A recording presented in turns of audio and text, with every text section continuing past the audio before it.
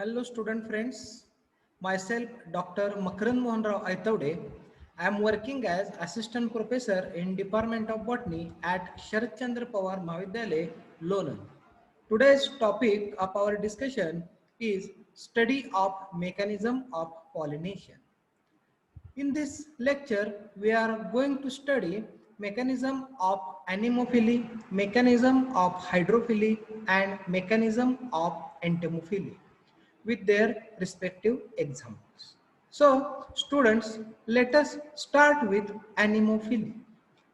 Anemophily means it is the mode of cross-pollination or transfer of pollen grain through agency of wind. Means it is wind pollination. So examples of wind pollination are coconut palm, date palm, maize, many grasses, then cannabis like plants. Say we have to study different characteristics or adaptations for this wind pollination. So let us see characteristics of that particular flowers. Here I am showing the image of grass flower. So let us see characteristics one by one. So the flowers in these plants are colorless, odorless and nectarless. The pollen grains are light, small and winged or dusty, dry, smooth, non-sticky and unwettable. Whereas stigma is hairy, feathery or branched to catch the airborne pollen grains. The pollen grains are produced in very large quantity. So these are the characteristics of these flowers. Now we will discuss mechanism of pollination in maize. Okay, I have taken these illustrations from the plantillustration.org. I have mentioned its citation also. Say, if you see this maize plant, it is monoecious plant.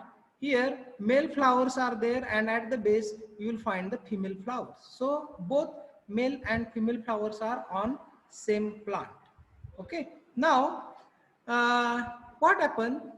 The male flowers uh, releases its pollen grain from the anther. Then this pollen grain sheds on the female flower of neighboring plants. Okay, most of the male flowers, if you see, they are evolved to use the wind pollination. Okay, they do not have beautiful flowers. Okay, even the ends of stigma are fluffy. Okay, as they catch the pollen grains. Here in this illustration you can see the fluffy style and stigma. I will show you another illustration. So these all are styles and stigmas. So the stigmatic surfaces are with small hairs. It is a fluffy, okay, so as to catch the pollen grains. So this is about corn or maize plant. Now I am going to show you a video of Cass Plateau. This video I have captured in the month of November, December. Okay, so here you can see the dust of pollen grain. So this is wind pollination. How the dust of pollen grain is carried out with the help of wind. So this is a beautiful video. Even the grass flowers are also beautiful under microscope. You can observe the grass flowers under microscope. They are also beautiful. Okay, so our next point is hydrophily or hydrogamy. So in this pollination, water helps to carry out the pollen grains towards the stigma. So this is called as hydrogamy or hydrophily. Now there are two basic types of this pollination. That is, number one is hypohydrogamy. In this case, pollination takes place inside the water. It is called as hypohydrogamy. Means the plants are submerged in the water. For example, Naja species and Ceratophyllum species. Then another type is epihydrogamy. In this type, The pollination takes place on the surface of water and it is called as epihydrogamy. For example, Vallisneria spiralis, which is commonly known as ribbon weed. So in the background, you are watching the image of Vallisneria spiralis. I have taken this image from internet only. Now we will see the characteristics of these flowers. The flowers are small and inconspicuous. They do not produce nectar, even they are odorless. The pollen grains in these plants are light and unwettable. Due to presence of mucilage cover, the pollen grains are unwettable, while stigma is long, sticky, but it is also unwettable. So we have to study mechanism of pollination in Vallisneria. This is the illustration of Vallisneria species or Vallisneria spiralis. I have taken this image also from internet. I have mentioned a source also here. So in Vallisneria, what happened? These plants grow under the water. Similarly, the flowers are also born under the water. What happens when female flower mature? Okay, its stalk elongates and it brought to the surface of water and it forms a cup-shaped depression. Then, the same time, male flowers get detached from the parent plant and they float on water and reaches towards this female flower into a cup of depression and pollination takes place. What happens after pollination takes place? Then this stalk of female flower starts coiling and due to which the female flower again comes under the water or it is pulled under the water. So this is the beautiful mechanism of Vallisneria spiralis. This image shows stepwise mechanism. Here you can see that the male flowers are on short stem. Then these male flowers float on this water surface. Here the female flower brought on the surface of water, then it get pollinated by male flowers and again the main stalk of female flower they get coiled so as it brought back to the underground water. So this is beautiful mechanism. So these are the also illustrations. So this is the image I am showing of one lake. See, if you see this lake, all this powdery mass or white mass is nothing but the male flowers of hydrophilous plant. Okay, so this is about hydrophily. Now we will discuss on entomophily. Entomophily means the pollen grains are transferred to mature stigma, okay, through agency of insects like moths, butterflies, wasps, bees, beetles, etc.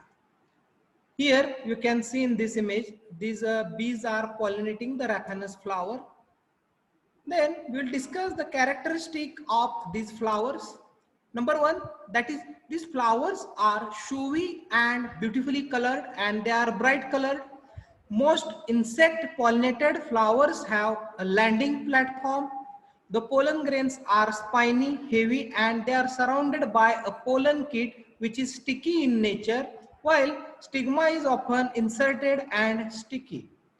Some flowers provide safe place to insect for laying eggs, for example, yucca. So this illustration explains the mechanism of pollination in Calotropis. So we all know that Calotropis, and this is the gynostagium of Calotropis.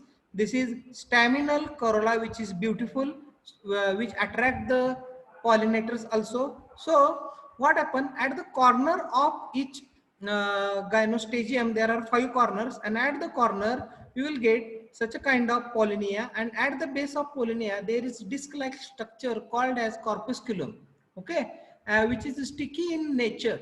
So I will show you the flower now. See, this is the flower of Calotropis and this is gynostagium, which is landing platform for the insects, and at each corner of this gynostagium such a kind of pollinia are there. So this is corpusculum.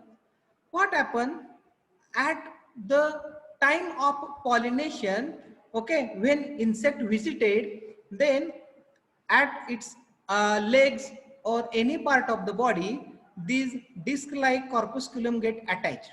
And after that, when the same bee or same insect visited to another flower, it releases that pollinia to the stigmatic surfaces of that particular another flower, and pollination takes place. So we all know that this Calotropis belongs to Asclepiadaceae, and this is the mechanism what I have showed you. So I have taken this photograph with the help of mobile.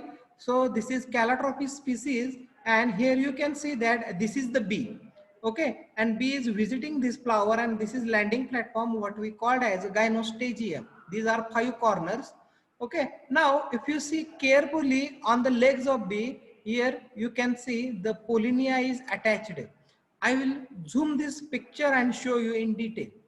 So this is, I have zoomed the picture, and you can see the marked area. So this is the pollinia attached to the leg of the particular bee. So likewise, this bee when visited to another flower, okay, from this flower she went to another flower. Here in this marked area you can see these 2 pollinia are attached to its leg.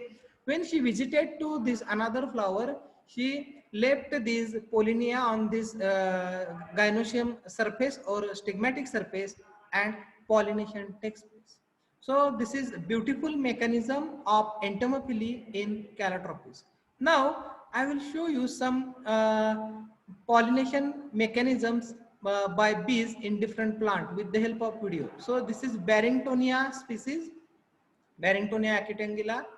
In this, you can see how bees pollinating the flowers, and flowers get dropped down after the process of pollination. Then another video, in this video, you can see cassia flowers are pollinated by bees.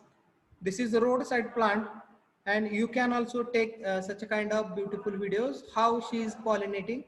Then this is the flower of cannonball tree. Okay, and here you can see many of the bees are visited to this flower and carry out pollination. Then in next video you can see this is the video of cucurbit, and bees visiting to this flower, and how pollen grains get dusted you can see with the help of this video. See bee, already there are numerous pollen grain on surface of bee body. Now she is visiting this stamen. See, and how pollen grains are dusted. See how pollen grains get dusted. So likewise, insect visit the different flowers, and with the help of them, process of pollination is easier. Okay, so I hope with the help of this presentation and little videos, you have understood the mechanism of pollination. Thank you for listening me. Thank you once again.